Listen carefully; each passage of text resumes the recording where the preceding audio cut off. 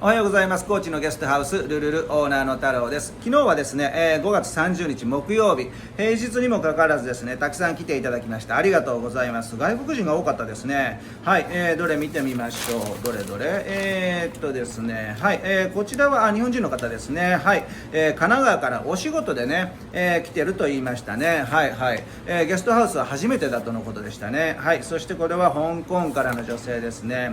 はい、そしてこれは韓国からのね、大きなバイクに乗った男性でしたね。